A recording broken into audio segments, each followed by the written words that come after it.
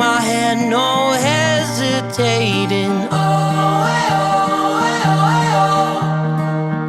When you're just so tired of trying, all alone you feel like hiding. Together we'll keep fighting. There's no stopping us. Hold on, we're gonna make it. We're gonna make it. Don't stop now. Hold on, we're gonna make it. We're gonna mountains too high we can climb it. Fearless, we're taking the moment. There's no stopping us. Hold on, we're gonna make it. We're gonna make it. Can you see the sun is shining like a new hope? Feel it rising, coming over the horizon. There's no stopping us. Hold on, we're gonna make it. We're gonna make it. Don't stop now. Hold on, we're gonna make it.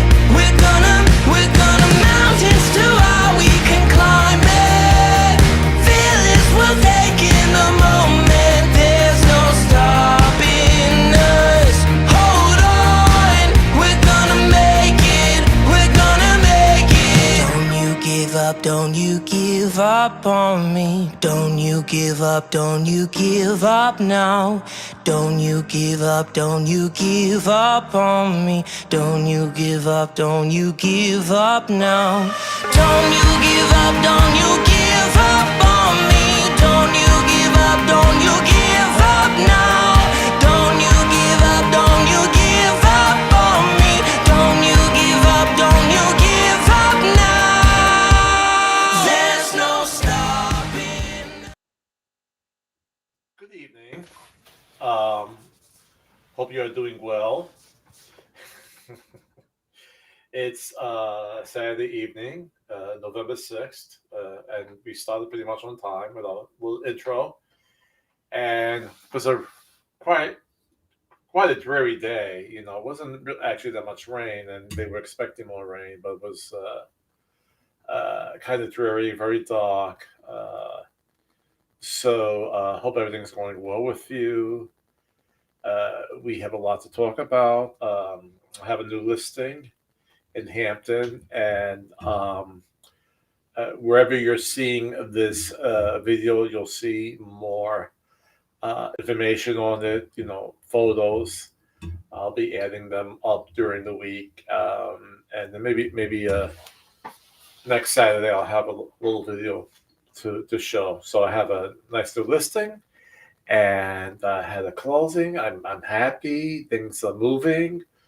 Um, Good news came out about the economy this week. There's a lot of jobs out there. Hopefully, people go for them. We seem to be getting a control on the pandemic. That's good. I got my third shot yesterday. I got my booster, so I've had three now. And if you haven't been vaccinated, I hope you do soon. But the stock market is doing great, and as I just said, there's more jobs out there. So we're moving in the right direction. And once we get this supply chain under control, I think we're going to be really in really good shape. Okay. Um, just one thing I learned today too about the infrastructure bill. Um, a lot of trucks who are delivering goods, right? Uh, they sometimes have a much longer route than a car would if they were going maybe from a shipyard to a factory or to a warehouse, because they cannot go with their trucks over certain bridges and on certain highways because of their weight. Okay. But if we, meaning America, reinforces these bridges and these it's not so much the highway, but it's the overpasses that go over maybe lakes, rivers, other parts of a highway. If they are not strong enough to support an 18-wheeler, then they have to go an alternative way, which takes longer. So, by working on our infrastructure, these truckers will have shorter distances to go because they'll be able to take the fastest route, and that will mean more goods getting faster to the warehouses and then to the stores. So this is a good thing, and I never thought about that before. You never stop learning, and it's not just we have to reinforce the bridges and the roads, fix them up, but by doing that, it perhaps then more trucks could take certain routes that they couldn't take before. So that's a good thing. So, like I said, I believe we're going in the right direction. I hope it continues. I pray it does, because it'll help everybody in the long run. Okay. And speaking of which, I mean, because it will be helping a lot of people in the long run. Today we're going to talk about renting versus buying and the benefits of that. So let's do a little intro.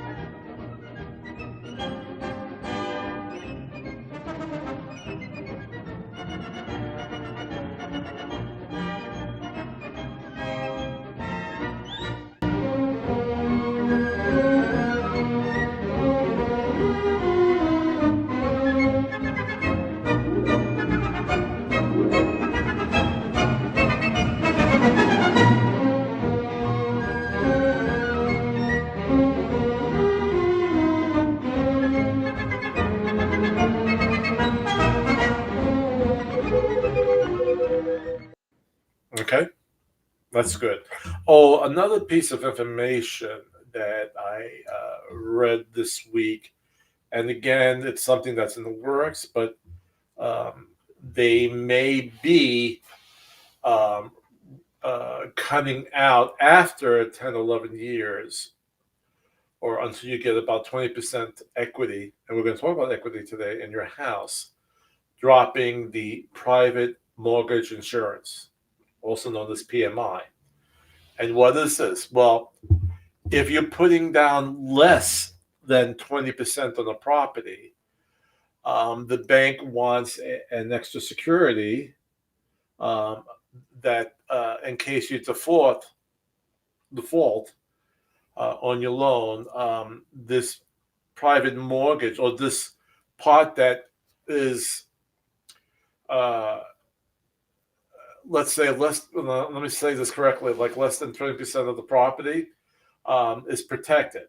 In other words, most people, before these special government programs came out, that, like for instance, Fannie Mae, where it's backed by the government, you could put down 3.5%. That's a lot easier than 20%, right?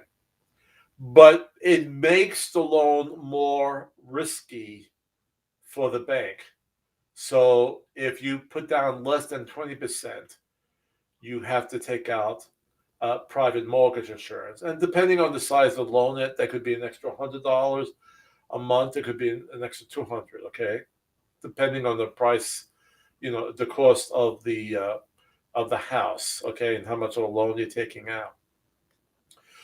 So after the crash of 2007, the banking system said, well, we're going to keep that private mortgage insurance on for the life of the loan, the life of the mortgage.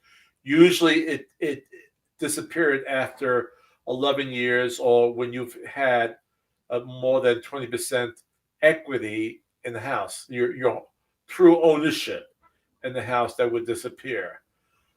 Now they're talking about maybe making changes of that and slowly diminishing the cost of the private mortgage insurance after a few years. So I'm going to follow up on that. That's a good thing because I don't believe that you should still pay private mortgage insurance after you have more than 20% home ownership or equity in your house.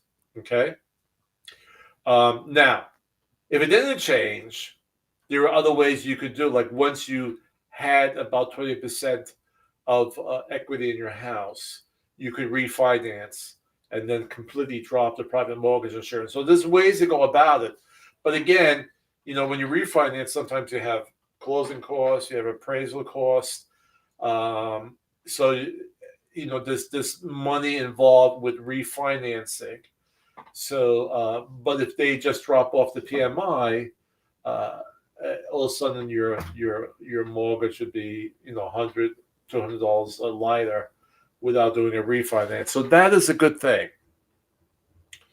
Now, this is a reoccurring topic on my blog and on my video podcast, but rent versus buying. And of course, as a realtor, I'd rather you come to me and say I want to buy a house than doing a rental, because honestly, I make more money that way. Okay, so I'll be very honest with you. Realtors will make more money much more money on the sale of a property than the rental. Now, here in Virginia, back in good old Brooklyn, New York, and I did mostly rentals back in Brooklyn because I was still a high school teacher. So I would teach during the day, and in the afternoon I used to work at a real estate office. And but when we found a rental for the renter, our customer, okay, and they weren't our client, there was a customer. That's a whole other topic, okay. We got paid. Well, some was 1 month's rent. A company I worked for did 10% of the annual.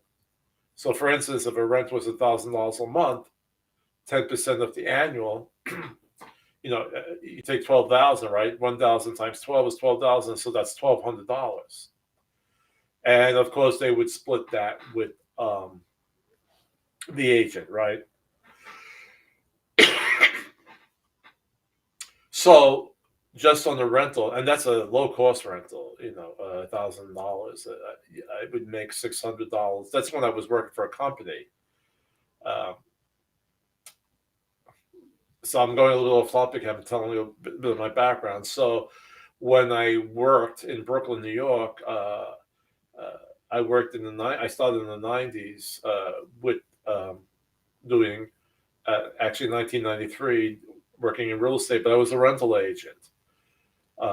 When 2001, 9/11 happened, the rental market just completely diminished because the economy was hurting, and most of the renters in our area that were coming in were young college grads. So they graduated and they're starting their careers in New York City, and we were in Brooklyn. We were just a hop, chop, and a skip into New York City, and they would come to us. And they would start off with roommates, because they would split the rent. But that was our primary market. Once 9/11 came, the economy was hurting. No one was hiring. And then really not that many people were coming to New York City at that time. Now, I was a part-time rental agent because I taught during the day. So there was a full-time rental agent there, and he said to the boss, well, there's only enough for me. So they said, all right, Chris, there's only enough for this one guy, and, we're going to let you go. So they did. But in my neighborhood, people were still giving me listings. So I had my brokerage license at that time, so I started working on my home. By the way, becoming a real estate broker in New York City is a lot easier than becoming a broker down here and starting up your own business. Um, Now, it might have changed, okay? I've been down here now 14, 15 years, so it might have changed, but it was a lot easier then. And so I started working on my home. I built my own website. Craigslist was just starting up then, and most people went to Craigslist to look for rentals. There was no cost at that time to put ads in, and I did really, really good for a part-time job. And but again, um, I was getting now. So I only charged 1 month's rent, but I wasn't splitting with anybody. So again, the apartment that was $1,000, I said I'm just going to charge you 1 month's rent instead of 10% of the annual, and I got 1,000. I didn't split it, right? So 1,000 is a lot better than $600, right? So I didn't push it. Was my competitive edge by doing 1 month's rent instead of 10% of the annual.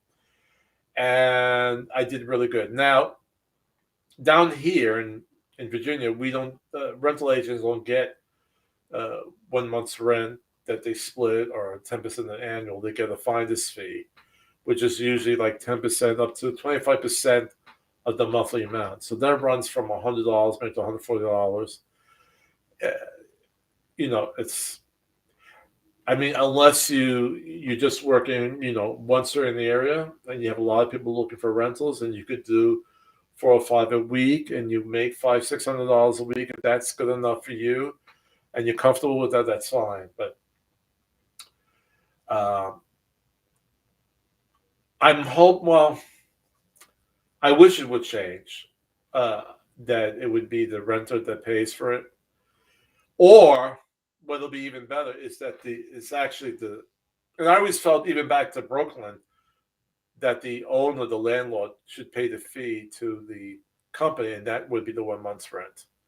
All right, because we're helping them. They're going to be making income now, but that we would at least make 1 month's rent or 10% of the annual, and then it's split with the between the house and the agent. So anyway, that's my spiel. I know I went a little bit off course. I apologize. I really do. But the thing I want to say is that it looks like, and what I just talked about in the beginning, is that the economy is doing good. All right. And I always said, if you've been watching my podcast from week to week, I said that we have to get in control of this pandemic. Because if we don't, we're still going to have major, major issues. Okay. It looks like we're getting it under control. And hopefully, maybe by the middle of next year, this COVID-19 and the Delta variant will be something only a few people are getting, and it's not serious, and people are not dying from it. And then, which I think will happen, I feel confident about that we will get under control, and then the economy will be flourishing. It's doing actually good now, but we have this problem with the supply chain, and because products are not going out, and there's less inventory, right? So what do we learn about the housing inventory? With strong demand and little housing inventory, what happens to prices? They go up. Then what's happening right now with our food, with our items we need to build homes, they're in small demand. And because of that, and the economy is good, and people want to eat, and they want to buy stuff, the holidays are coming, and it pushes up prices. Once we get this working of the supply of goods getting from ships that are out in the bays, it's mostly California, because we get a lot of products from China, right, from Japan, Indonesia, from there. So that's where you have most of this work. going to be really good. And what does that also mean? I don't see home prices going down. Uh, I, you know, most economists see them going up, not as crazy as the last year. We go a year back from now, we're seeing an increase from 18, 19, 20%. They're saying, maybe 4. Some went a little bit high to 13, but a lot of them are around 5, 6% that they will go up. And we already see mortgage prices going up. That's already out there. So if you're able to purchase, and if you need to call me, and I'll put you in touch with one of my loan officers that I have worked closely with the last 14 years. We have a great relationship. They're very professional, and I like to say too courteous, because a lot of people are nervous about this process and finding out, how's my credit, and what did I mess up on, and et cetera, et cetera. And they're great people. But once you are approved, and let's say if you do a pre-approval right now, and the loan officer says, well, we can't do it right now, but if you pay down some of these lines here, we could do it in 3 months, in 4 months, whatever. No matter what, you have a plan, and you could start working on that so that you could purchase in the beginning of the year. So if you're able to do that, my suggestion, like even if you're able to purchase now, my suggestion is to start looking now, because home prices will still go up, and the mortgage rates now, they were below 3. They're a little bit above 3 right now. It's not too bad, but they might go up to 3.1, 3.2, and now your monthly payment is more. All right, so let's look at our graphic. Let's bring our graphic up here. Now, I'm looking away with my caption here. We don't need to see that right now. Okay. So renters missed out on $51,500 this past year. And you might be saying, well, what does that mean? Why is that amount there? Well, we're going to find out that's what they see in the increase of home prices, which for people who have purchased is their home equity. So here in the highlighted area, since January of this year, the national median rent has increased by a staggering 16.4%. To put that in context, rent growth from January to September averaged 3.4% in the pre-pandemic years from 2017 to 2019. Looking back, we can see rents rising isn't new. The median rental price has increased consistently over the past 33 years. Now, notice that they use the term median in both cases here, and I like that better than the average. Because median means, let's say, just to make it simple, you have 100 rentals in this one area. Now, you could have a rental that's beat down. It's just your four walls, and a kitchen sink and an old refrigerator, whatever. And then you can have one that's exquisite. It's been completely upgraded with a new kitchen, with a new bathroom. So you have your wide range there, right? When you take those two properties and you average them in, it's not going to give you a true idea of what the cost of a house, of a rent is. Now, let's say it's a 3-bedroom, 2 baths. But median means that where the majority of those houses fall at. What price do they fall at? Okay? So they're not taking the highest and lowest, or taking all the properties, and let's say there's 100 properties and they come to a certain price and divide it by 100.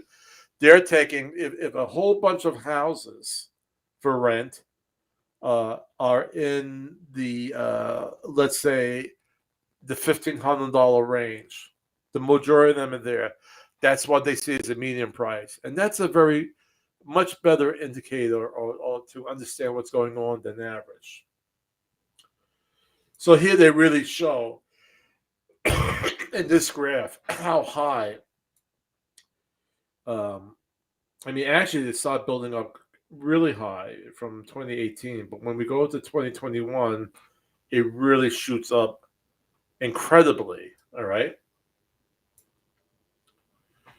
So this is what it comes down with this 51,500. The monthly renters stand to lose this year. A homeowner's monthly mortgage payment pays for their shelter, but also acts as an investment. That investment grows in the form of equity as a homeowner makes their mortgage payment each month to pay down what they owe on their home loan. Their equity gets an additional boost from home price appreciation, which is at near record levels this year. So what they're saying here, the latest homeowners equity insights report from CoreLogic found homeowners gained significant wealth through their home equity this past year. The research shows the average homeowner gained approximately $51,500 in equity during the past year. So here they're using the term average, and that's a lot. And again, you might have people who got 30,000 up higher. Maybe some people did about 80,000, but they're giving the average right in the middle. Okay. So just to clarify this a little bit more, I took this from an on the FHA program. So understanding equity, say a home value is $250,000. You put down $17,500, and your mortgage is $232,500. So right at the beginning, if the home value, all right, and your mortgage that you took out is the same amount here, your home equity, what's truly yours, all right, it's not an unpaid balance, right? It's what you own. I gotta say that very carefully. Own, OWN, is $17,500. Now, in the next example, they show that after 10 years. So the original home value is $250,000. You paid down a lot of the mortgage after the 10 years. The principal that's owed is $186,208. So now your home equity is $63,792. However, most likely, all right, and in the example in the article, that the home values increase 3% annually after 10 years. And this is a regular market, not what we just went through, right? So that means a 30% increase. So now this value that was originally $250,000 is $335,979. And the same thing with the unpaid balance is $186,000. So your home equity with the appreciation is actually $149,771. So what does that mean? It means if you wanted to make upgrades to your house, you could borrow, like using this as collateral, okay?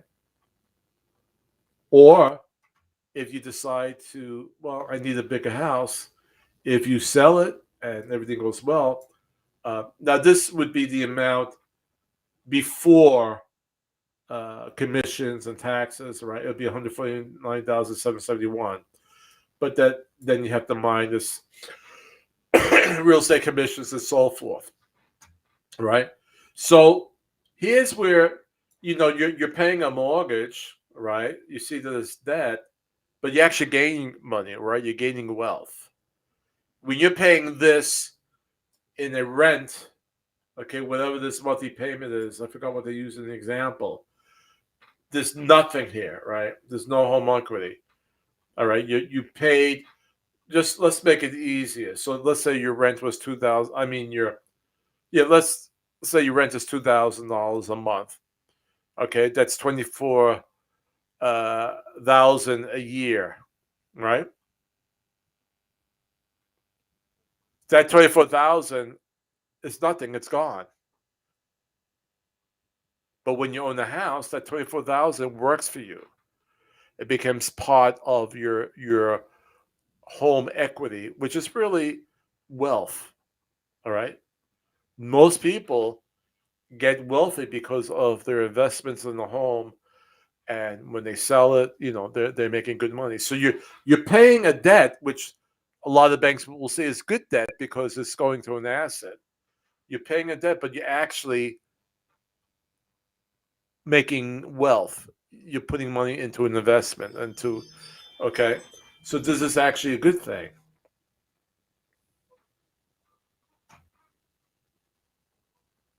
Now again, just a little side note: at the very beginning of your mortgage payment, uh, the majority of your mortgage payment goes actually to interest. So you're not paying it down that fast in the very early years, all right? But as you pay down the interest, that's a whole other class. That's a whole other workshop or a podcast, all right? But as you pay down more through the years, you're actually, taking chunks out of that unpaid balance, all right?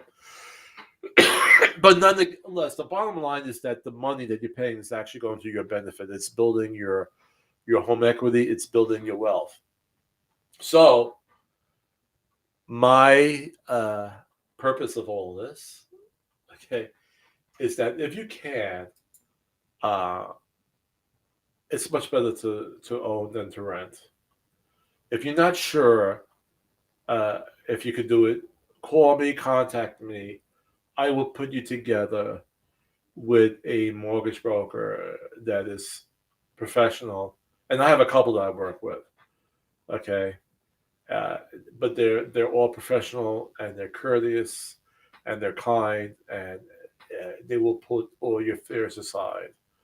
And if you're able to purchase, they will stick with you to your side. One thing I like working with my mortgage loan officers, I could call them 9 o'clock at night if there's an issue, or sometimes they call me if there's an issue. All right, they don't wait till the next day, and I could start working on it right away. Okay, because most deals will have a little, stumbling rock in the way, and the sooner we could attack it and get it worked out, the better. So let's find out if you could purchase. Call me, contact me wherever you're seeing my information. Send me a reply, and we'll get in touch and we'll work it out. But again, the way the economy is going, and is going strong, unless something else major happens, the economy is going to be strong next year. Home prices will go up, not as much as last year, but mortgage rates will go up as well, which means that your monthly payment will be higher. So if you could buy now, do that if you can. All right. So I think. So I'm going to actually show you another little video on, which talks about rents going up, and let's take a look at that.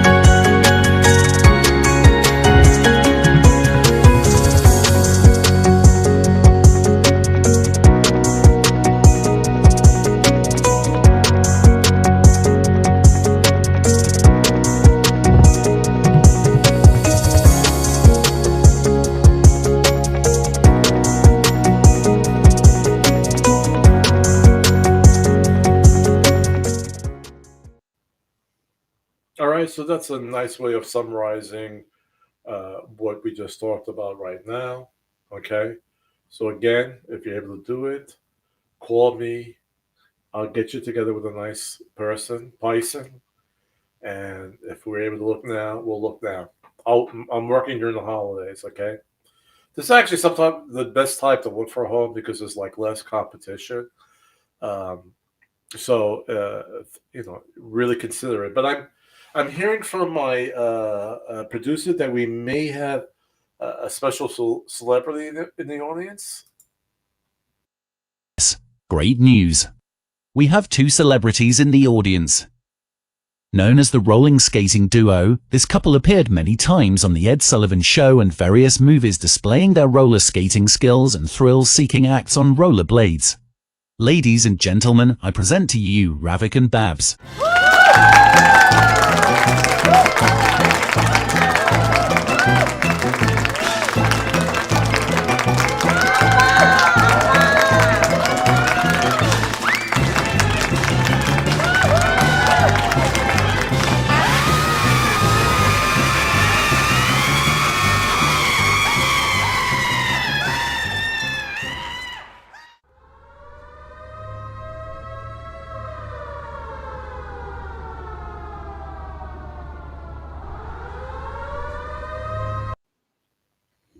All right, there seems to be a bad accident. He let go of her, and she went flying into the audience. I hope everything is okay. I'm glad they stopped by. I haven't seen them in a while, but I just hope everything is good out there. So that's our show for this week. Thanks for stopping by. We're getting into the holiday season. I've been already listening to Christmas music. I know that's going to drive some people crazy, but I love Christmas music, primarily classical Christmas music. But anyway, have a great week. Be kind to each other. If you are not vaccinated, please get vaccinated. And if you're not, wear your mask. And remember, the greatest power we have is the love, and the greatest gift, each other. Thank you very much, and I'll see you next week.